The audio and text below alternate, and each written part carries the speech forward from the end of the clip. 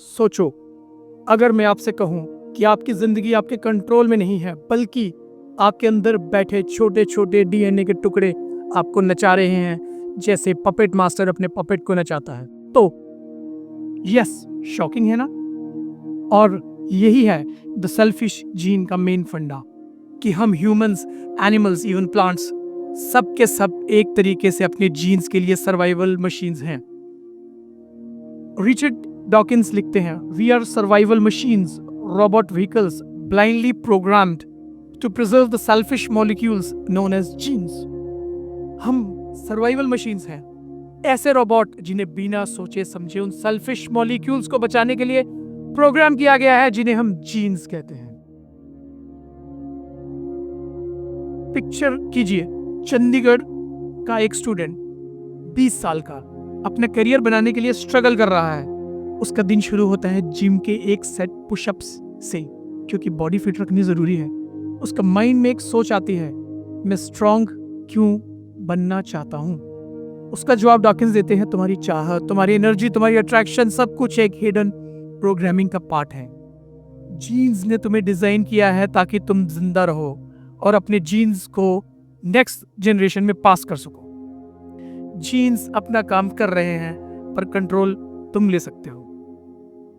बहुत लोग कंफ्यूज हो जाते हैं। डॉकिंस का मतलब ये नहीं है कि हर इंसान सेल्फिश है। उनका कहना है, it is not the genes themselves that are selfish or unselfish, but their effects। Genes खुद सेल्फिश या अनसेल्फिश नहीं होते हैं, लेकिन उनके इफेक्ट्स ऐसे होते हैं जैसे वो सेल्फिश हों। सोच के देखो, जब एक माँ अपने बच्चे को दूध पिलाती है, वो लगता है सबसे अनसेल्फिश काम, लेकिन बायोलॉजी के लेवल पर वो जीन प्रोग्रामिंग है। जीन्स चाहते हैं कि उस बच्चे के जीन्स भी सर्वाइव करें। मतलब माँ के अंदर भी एक सेल्फिश प्रोग्रामिंग चल रही है, जो अपने ही कॉपी को फ्यूचर में भेजने की कोशिश कर रही है। मान लो एक क्रिकेट मैच हो रहा है, इंडिया वर्सेस पाकिस्तान का। सबको लगता है हर प्लेयर अपनी टीम के लिए खेल रहा है, लेकिन अगर आप माइक्रोस्कोपिक लेवल पे देखो, हर प्लेयर के अंदर एक सेल्फिश मोटिवेशन है, अपना करियर सिक्योर करना, अपना नाम बनाना, अपनी लेगेसी बनानी। जीन्स भी एग्जैक्टली वैसे ही हैं, वो अपना नाम, डीएनए फ्यूचर में सिक्योर करना चाहते हैं। डॉकिंस कहते हैं, a gene is a replicator, the gene is the basic unit of selfishness। Gene एक रेप्लिकेटर है, जीन सेल्फिशनेस का बेसिक यूनिट है। अब इमेजिन करो एक जेरोक्स मशीन। अगर तुम एक पेज डालते हो, वो अपनी कॉपी बनाता है। जीन्स भी एक तरह की जेरोक्स मशीन है। वो चाहते हैं कि उनकी कॉपी बनती रहे, चाहे तुम खुश हो या दुखी, सक्सेसफुल हो या फेलियर। इंडियन कंटेक्स्ट में सोचो, एक फैमिली जो बार बार बोलती है शादी कर ले, बच्चे कर ले, हंसी आती है, पर एक बायोलॉजिकल सेंस में ये सिर्फ एक जीन रेप्लिकेशन का प्रेशर है। डॉकिंस ने एक और जबरदस्त कंसेप्ट इंट्रोड्यूस किया, मीम। आज हम मीम्स को जोक्स के रूप में जानते हैं, लाइक इंस्टा रील्स और व्हाट्सएप फॉरवर्ड्स, लेकिन डॉकिंस कहते हैं कि जैसे जीन्स बायोलॉजिकल इंफॉर्मेशन को रेप्लिकेट करते हैं, वैसे ही मीम्स कल्चरल इंफॉर्मेशन को रेप्लिकेट करते हैं। एग्जाम्पल, पढ़ाई ही जिंदगी का सबसे बड़ा हथियार है। ये एक इंडियन फैमिली मीम है जो जनरेशन टू जनरेशन पास होता आया है। ये भी एक तरीका है अपने एनवायरनमेंट में सरवाइव करने का। अब एक बड़ी इंटरेस्टिंग बात, जीन्स सेल्फिश हैं, बट इसका मतलब ये नहीं है कि इंसान हमेशा सेल्फिश बिहेवियर करेगा। कभी कभी एल्ट्रुइज्म भी एक सेल्फिश स्ट्रेटेजी होता है। एल्ट्रुइज्म मतलब दूसरों के बारे में सोचना। Dawkins, altruism at the gene level leads to selfishness at the group level। Gene level पे altruism ग्रुप लेवल पे सेल्फिशनेस लाता है। इंडियन एग्जांपल, एक जॉइंट फैमिली में एक एल्डर सन अपने छोटे भाई बहनों के लिए सेक्रीफाइस करता है। दिखने में लगता है कि वो सेल्फलेस है, पर जीन्स के हिसाब से वो अपनी ही फैमिली के जीन्स को सर्वाइव करवा रहा है, मतलब अपने जीन्स का फायदा हो रहा है। अभी सोचो, जब हम एक दोस्त के लिए हेल्प करते हैं या एक पार्टनर के लिए रिस्क लेते हो, तो हमें लगता है कि यह हमारी फ्री विल है। डॉकिंस कहते हैं, शायद नहीं, ये सब एक छुपा हुआ बायोलॉजिकल गेम है जो जीन्स के थ्रू चल रहा है। Life is not a movie of your choice, it's a script written by your DNA. जिंदगी तुम्हारी पसंद की फिल्म नहीं, ये तुम्हारे डीएनए की ही स्क्रिप्ट है। अब सवाल ये है, अगर जीन्स इतने पावरफुल पपेट मास्टर हैं, तो क्या हम बिल्कुल हेल्पलेस हैं? क्या हम अपनी जिंदगी का असली ड्राइवर नहीं है, या फिर कोई रास्ता है जहां इंसान अपने जीन्स को बीट करके अपने खुद का रास्ता चूज करें? यही सब जवाब हम एक्सप्लोर करेंगे पार्ट 2 में, जहां हम बात करेंगे गेम थ्योरी, एवोल्यूशनरी स्ट्रेटजीज और इंसान के हिडन बिहेवियरल कोड्स के बारे में। स्टे ट्यून्ड, क्योंकि अभी खेल शुरू हुआ है। सोचो, अगर जिंदगी एक गेम है तो तुम्हारी हर मूव किसके लिए है? तुम्हारे लिए या तुम्हारे जीन्स के लिए? Cricket match, stock market trading, marriage proposals, सब एक तरह की स्ट्रेटेजी गेम्स हैं। और डॉकिंस कहते हैं, evolution is not a straight line, it is a game of strategies. Evolution सीधी रेखा नहीं है, ये स्ट्रेटजीज का खेल है। Welcome back to the selfish gene का पार्ट 2, जहां हम एक्सप्लोर करेंगे गेम थ्योरी, सर्वाइवल स्ट्रेटजीज और जीन्स के हिडन रूल्स। इमेजिन कीजिए, एक इंडियन फैमिली में शादी का सीजन चल रहा है। लड़का लड़की की फैमिली मिलती है, हर तरफ नेगोशिएशन चल रहा है। डाउरी कितनी होगी, शादी का बजट क्या होगा, कौन सेटल कहाँ करेगा।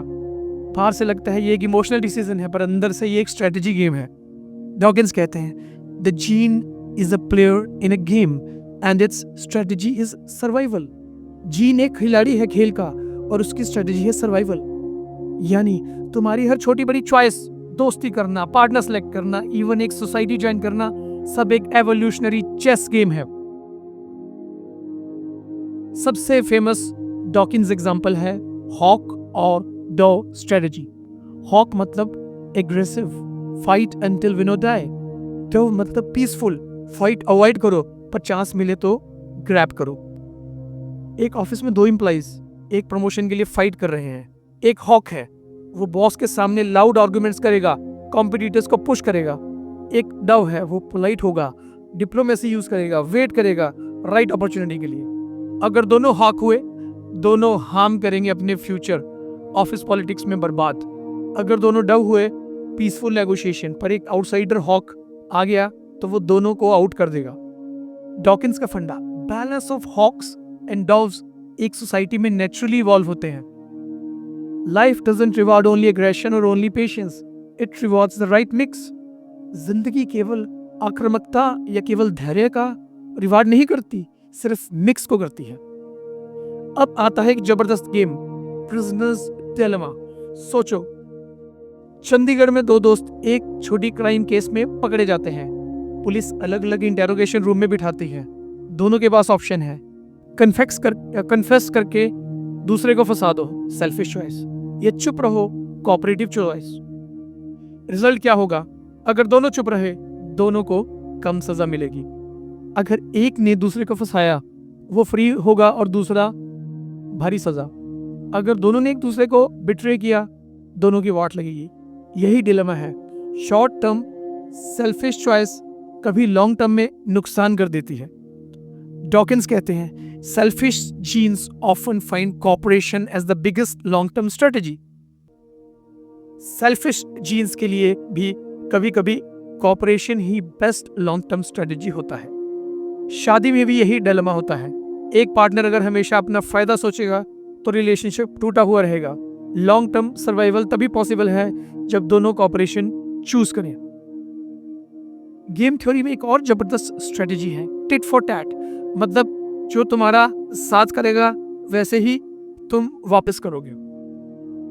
इंडियन मोहल्ला एग्जांपल, अगर तुम्हारे पड़ोसी ने तुम्हारे घर के बाहर गाड़ी गलत पार्क कर की, तुम भी अगले दिन उनके घर के सामने पार्क कर दोगे। अगर वो तुम्हें दिवाली में मिठाई भेजते हैं, तुम भी रिटर्न गिफ्ट भेज दोगे।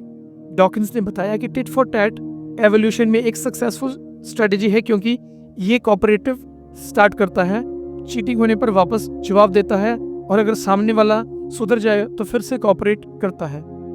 Kindness with memory is stronger than blind kindness. याददाश्त वाली दया अंधी दया से ज्यादा स्ट्रांग होती है। अब एक बहुत इंपॉर्टेंट कंसेप्ट, किन सिलेक्शन। मतलब इंसान और जानवर अपने फैमिली मेंबर्स के लिए ज्यादा सैक्रिफाइस करते हैं, क्योंकि उनके जीन्स कॉमन होते हैं। एक एल्डर भाई अपनी छोटी बहन की शादी के लिए अपना पैसा कंट्रीब्यूट करता है। लगता है वो सेल्फलेस एक्ट है, पर जीन्स के लेवल पे उसने अपने ही डीएनए को सरवाइव करने में हेल्प किया। डॉकिंस कहते हैं, A gene of altruism can spread if it benefits copies of itself in other individuals.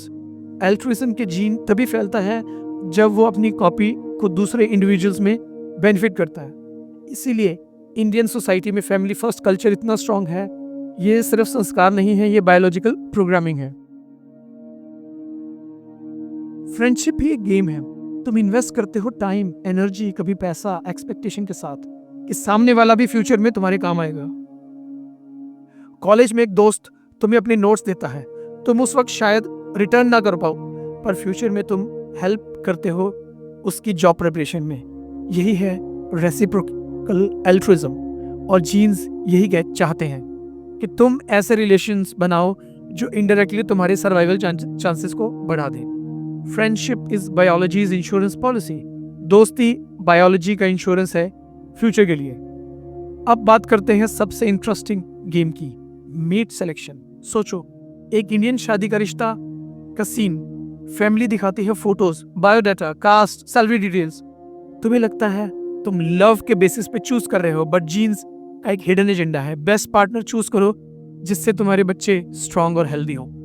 इसीलिए लड़कियां मोस्टली स्ट्रांग, रिसोर्सफुल, सिक्योर लड़कों को प्रेफर करती हैं, और लड़के मोस्टली यंग, फर्टाइल और अट्रैक्टिव लड़कियों को। ये सब एक बायोलॉजिकल प्रोग्रामिंग है जो तुम्हें लगता है मेरी चॉइस है। डॉकिंस लिखते हैं, sexual selection is nature's way of ensuring genetic equality. Sexual selection का तरीका है जेनेटिक क्वालिटी इंश्योर करने का। इंडियन सोसाइटी में अरेंज्ड मैरिज भी एक एवोल्यूशनरी स्ट्रेटजी है। फैमिलीज इंश्योर करती हैं कि पार्टनर के जीन्स और कल्चर कंपैटिबल हो। अब आपके दिमाग में एक बड़ा सवाल आ रहा होगा, अगर सब कुछ जीन्स डिसाइड कर रहे हैं तो क्या हमारी फ्री विल फेक है? डॉकिंस ये इनडायरेक्टली कहते हैं, जीन्स स्क्रिप्ट लिखते हैं, पर एक्टर्स हम उस स्क्रिप्ट में इम्प्रोवाइजेशन कर सकते हैं। मतलब तुम्हारा बायोलॉजी एक बेसिक रूल बुक बनाता है, लेकिन तुम उस रूल बुक को हैक भी कर सकते हो। Genes load the gun, environment pulls the trigger. Genes बंदूक में गोली भरते हैं, एनवायरनमेंट ट्रिगर दबाता है। सो अब तक हमने देखा जिंदगी एक स्ट्रेटेजी गेम है जिसमें हॉक डाउ, tit for tat, prisoners dilemma जैसे रूल्स चल रहे हैं। जीन्स सेल्फिश है, बट कभी कभी कॉपरेशन भी एक सेल्फिश स्ट्रेटेजी है। अगर सब कुछ स्ट्रेटेजी का गेम है तो सोसाइटी, रिलीजन, मॉरलिटी का क्या रोल है? क्या हमारा कल्चर सिर्फ जीन्स का पपेट है, या उसके अपने मीम्स हैं जो जीन्स से भी पावरफुल हो सकते हैं? यही एक्सप्लोर करेंगे पार्ट 3 में, मीम्स, कल्चर और सोसाइटी की इनविजिबल पावर। स्टे ट्यून्ड, क्योंकि असली ट्विस्ट अभी बाकी है। सोचो, अगर तुम्हारे अंदर सिर्फ जीन्स ही नहीं बल्कि तुम्हारे दिमाग में भी ऐसे वायरल कोड्स चल रहे हों जो तुम्हारी सोच, तुम्हारे डिसीजंस, यहाँ तक कि तुम्हारे बिलीव्स को कंट्रोल कर रहे हों। यस, डॉकिंस ने इंट्रोड्यूस किया एक mind blowing concept, meme. Just as genes propagate themselves in the gene pool by leaping from body to body, memes propagate themselves in the meme pool by leaping from brain to brain. जैसे jeans अपनी copy बनाकर एक body से दूसरी body में जाते हैं, वैसे ही मीम्स दिमाग से दिमाग में जंप करके फैलते हैं। Welcome to part 3, memes, culture और सोसाइटी की इनविजिबल पावर। सबसे पहले साफ कर लें, डॉकिंस ने मीम वर्ड इंट्रोड्यूस किया था 1976 में, जब इंस्टा रील्स या व्हाट्सएप जोक्स का नामो निशान भी नहीं था। मीम मतलब कोई भी आइडिया, बिलीफ, ट्रेडिशन या हैबिट जो कॉपी होकर सोसाइटी में फैल जाए। एग्जाम्पल, पढ़ाई ही जिंदगी का सबसे बड़ा हथियार है, ये एक इंडियन कल्चरल मीम है। लड़कियां घर संभालें, लड़के करियर्स बनाएं, ये भी एक पुराना मीम है। टचिंग एल्डर्स फीट, एक मीम जो रिस्पेक्ट की कल्चरल एक्सप्रेशन बन गया। डॉकिंस कहते हैं, memes should be regarded as living structures, not just metaphorically but technically. Memes को living structures मानना चाहिए, जैसे सिर्फ metaphorically नहीं बल्कि technically भी। मतलब memes भी एक तरह के replicators हैं, बिल्कुल जीन्स की तरह। अब देखो इंडियन सोसाइटी को, ये memes का गोल्डमाइन है। बॉलीवुड डायलॉग्स, बड़े बड़े देशों में ऐसी छोटी छोटी बातें होती रहती हैं, ये भी एक मीम बन गया।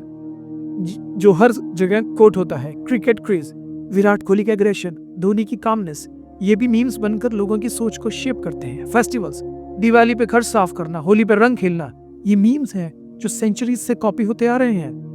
मीम्स सरवाइव करते हैं क्योंकि ये स्टिकी होते हैं, मतलब ये इजिली याद रहते हैं, दूसरों को पास किए जा सकते हैं। डॉकिंस ने कंट्रोवर्शियल पॉइंट दिया, उन्होंने रिलीजन को भी एक मीम बताया। सोचो, पूजा पाठ, रिचुअल्स, फास्टिंग, मंत्र चैंटिंग, ये सब प्रैक्टिस कैसे सरवाइव करते हैं? जीन्स की वजह से नहीं, मीम्स की वजह से। डॉकिंस लिखते हैं, God exist if only in the form of a meme with high survival value. भगवान एग्जिस्ट करते हैं अगर कुछ है तो एक ऐसे मीम के रूप में जिसकी सर्वाइवल वैल्यू बहुत ज्यादा है। नवरात्रि में फास्ट रखना, ये प्रैक्टिस इसीलिए सर्वाइव करती है क्योंकि सोसाइटी से रिस्पेक्ट देती है और पेरेंट्स से बच्चे में ये मीम ट्रांसफर हो जाता है। और रामायण सुनना, ये भी एक मीम है जो सेंचुरी से कॉपी हो रहा है। मतलब रिलीजन भी एक तरह का कल्चरल डीएनए है। इंडियन ज्वाइंट फैमिली सिस्टम एक परफेक्ट मीम एग्जांपल है। क्यों सर्वाइव किया? क्योंकि ये सोसाइटी को कलेक्टिव स्ट्रेंथ देता है। एक मीम है, परिवार ही सबसे बड़ा सहारा है। इस मीम ने जनरेशंस तक लोगों को टाइटली बांध कर रखा। जीन्स के लेवल पर भी यह स्ट्रेटेजी बेनिफिशियल थी क्योंकि फैमिली मेंबर्स एक दूसरे के जीन्स को इनडायरेक्टली सरवाइव करा रहे थे। आज मीम्स का असली मीनिंग तो बदल गया है। इंस्टा, ट्विटर, व्हाट्सएप, यहाँ मीम्स मतलब जोक्स, सरकाज़म या फनी इमेजेस। पर ध्यान दो, ये भी वही डॉकिंस वाले मीम्स हैं, बस फास्ट फॉरवर्ड मोड में। जस्ट चिल ब्रो एक मीम बन गया जो हर जगह रिपीट होता है। कौन बनेगा करोड़पति? शो का अमिताभ बच्चन का लाइन, कंप्यूटर जी लॉक कीजिए, ये भी मीम बन गया। शर्मा जी का बेटा, इंडियन मीम जो हर स्टूडेंट रिलेट करता है। ये मीम्स भी दिमाग से दिमाग जंप करते हैं, सोसाइटी में वायरल होते हैं और सर्वाइव करते हैं। A joke today is a culture tomorrow. आज का जोक कल का कल्चर बन सकता है। जीन्स की तरह मीम्स भी अच्छे और बुरे हो सकते हैं। गुड मीम्स जैसे education for all, save the environment, hard work pays off. Bad memes जैसे लड़कियां पढ़ाई क्यों करें, corruption is normal, smoking makes you cool. पहले एक मीम था, fair skin is equal to beauty. इसने जनरेशंस को प्रभावित किया। आज स्लोली नया मीम फैल रहा है, dark is beautiful. Memes evolve होते हैं और ये सोसाइटी को बदल सकते हैं। अब सबसे इंटरेस्टिंग बात, तुम अपने दिमाग में कौन से मीम्स डाल रहे हो? अगर तुम रोज मोटिवेशनल वीडियोस देखते हो, किताबें पढ़ते हो, अच्छे लोगों के साथ टाइम बिताते हो, तुम पॉजिटिव मीम्स अडॉप्ट कर रहे हो। डॉकिंस कहते हैं, when you plant a fertile meme in someone's mind, you literally parasitize a brain. जब तुम किसी फर्टाइल मीम को किसी के दिमाग में डालते हो, तुम लिटरली उसके ब्रेन को कब्जा कर लेते हो। मतलब तुम अपनी जिंदगी में अच्छे मीम्स डालो, ये तुम्हें शेप करेंगे। एक 20-year-old स्टूडेंट रोज सुबह पढ़ाई के पहले खुद से बोलता है, आई एम अनस्टॉपेबल। ये मीम उसके सबकॉन्शियस में बैठ जाएगा और उसकी एक्शंस को ड्राइव करेगा। अब बड़ा सवाल, क्या जीन्स से भी पावरफुल कुछ है? डॉकिंस का जवाब, यस, मीम्स। जीन्स तुम्हारी बॉडी और इंस्टिंक्ट्स को कंट्रोल करते हैं, पर मीम्स तुम्हारे दिमाग और बिहेवियर को। जीन्स चाहते हैं कि तुम ज्यादा से ज्यादा बच्चे पैदा करो, पर मीम्स कहते हैं डू ओनली 2, छोटे परिवार की बड़ी खुशी। जीन्स पुश करते हैं तुम्हें सेल्फिश बनने को, मीम्स सिखाते हैं सेवा ही सबसे बड़ा धर्म है। यानी मीम्स कभी कभी जीन्स को ओवरराइड भी कर देते हैं। Culture is the jailbreak code of biology. संस्कृति बायोलॉजी की जेल तोड़ने का कोड है। तो अब हमने देखा जिंदगी में सिर्फ जीन्स ही नहीं, मीम्स भी हमें कंट्रोल करते हैं। Culture, religion, traditions, social media trends, ये सब मीम्स हैं जो सोसाइटी को शेप करते हैं। लेकिन अगर जीन्स और मीम्स हमें कंट्रोल कर रहे हैं तो इंसान की असली आज़ादी कहाँ है? क्या हम सिर्फ पपेट हैं या हम अपने अंदर एक नया रेवोल्यूशन क्रिएट कर सकते हैं? यही एक्सप्लोर करेंगे पार्ट 4 में, फ्री विल, मॉडर्न रेलेवेंस और कैसे इंसान अपने जीन्स और मीम्स दोनों को हैक कर सकता है। स्टे ट्यून्ड क्योंकि एंड गेम सबसे धमाकेदार है।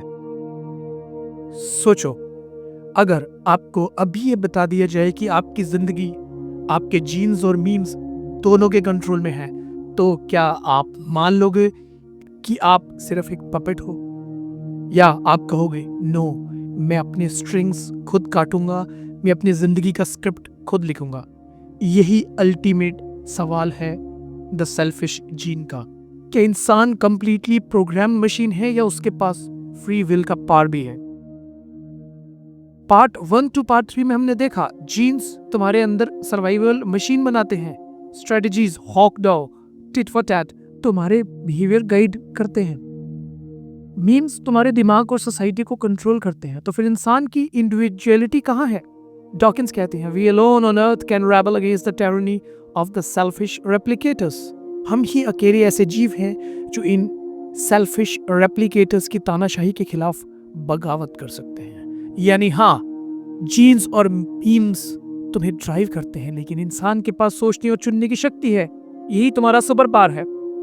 इमेजिन करो, एक बॉलीवुड फिल्म की स्क्रिप्ट तैयार है, हर डायलॉग लिखा हुआ है, हर सीन डिसाइड है, लेकिन जब एक्टर सेट पर आता है तो वो इम्प्रोवाइजेशन करता है, कभी डायलॉग अलग बोल देता है, कभी एक्सप्रेशन बदल देता है। जीन्स स्क्रिप्ट राइटर्स हैं, मीम्स डायरेक्टर्स हैं, लेकिन एक्टर तुम हो। और जिंदगी की फिल्म तभी ब्लॉकबस्टर बनेगी जब तुम अपनी एक्टिंग डालोगे। Genes may set the stage but you decide the performance. Genes मंच तैयार करते हैं पर परफॉर्मेंस तुम्हारे हाथ में है। सोचो, जीन्स कहते हैं ज्यादा बच्चे को पैदा करो पर तुम फैमिली प्लानिंग चूज करते हो। जीन्स पुश करते हैं हर कॉम्पिटिटर को क्रश करो पर तुम टीम वर्क चुनते हो। मीम्स कहते हैं कास्ट और रिलीजन के हिसाब से शादी करो पर तुम लव मैरिज चुनते हो। ये सारे एग्जांपल्स दिखाते हैं कि इंसान सिर्फ बायोलॉजिकल मशीन नहीं है, इंसान में चॉइस का पार है। डॉकिंस इनडायरेक्टली कहते हैं फ्री विल कोई मैजिक नहीं है, ये सेल्फ अवेयरनेस का रिजल्ट है। मेडिटेशन, तुम ऑब्जर्व करते हो अपने थॉट्स को और डिसाइड करते हो कौन से थॉट्स फॉलो करने हैं। योगा, तुम अपनी बॉडी को ट्रेन करते हो, जीन्स के इंपल्सेस को कंट्रोल करना सीखते हो। जर्नलिंग, तुम अपनी हैबिट्स ट्रैक करते हो और कॉन्शियसली नए मीम्स अडॉप्ट करते हो। Self awareness is the ultimate rebellion, आत्म जागरूकता सबसे बड़ी बगावत है। अब सवाल उठता है मोरालिटी कहां से आती है? जीन्स कहते हैं अपना सर्वाइवल करो, मीम्स कहते हैं कल्चर फॉलो करो, पर इंसान की ह्यूमैनिटी कहती है दूसरों की मदद करो, इवन अगर उसके तुम्हें कोई डायरेक्ट बेनिफिट ना हो। फ्लड्स में लोग डोनेट करते हैं स्ट्रेंजर्स के लिए। कोविड टाइम में डॉक्टर्स ने अपनी जिंदगी रिस्क पर डाल दी पेशेंट्स के लिए। ये दिखाता है कि इंसान सिर्फ सेल्फिश रेप्लिकेटर्स का पपेट नहीं है, इंसान हायर पर्पस के लिए भी जा सकता है और जी भी सकता है। डॉकिंस कहते हैं let us try to teach generosity and altruism because we are born selfish. आओ हम जेनरसिटी और एल्ट्रुइज्म सिखाएं क्योंकि हम सेल्फिश पैदा होते हैं। आज द सेल्फिश जीन की टीचिंग्स और भी रेलेवेंट है। पॉलिटिक्स, लीडर्स मीम्स फैलाते हैं, नेशनलिज्म, यूनिटी या कभी कभी hate. Marketing, brands memes create करते हैं। Just do it, taste the thunder. Social media virality memes का ही पावर है। अगर तुम्हें ये समझ आ गया कि तुम किस मीम के कंट्रोल में जा रहे हो तो तुम अपने दिमाग के फिल्टर्स खुद बना सकते हो। Awareness is the antivirus for bad memes. सजगता बुरे मीम्स का एंटीवायरस है। अब सबसे प्रैक्टिकल सवाल, हम अपने जीन्स और मीम्स को कैसे हैक करें?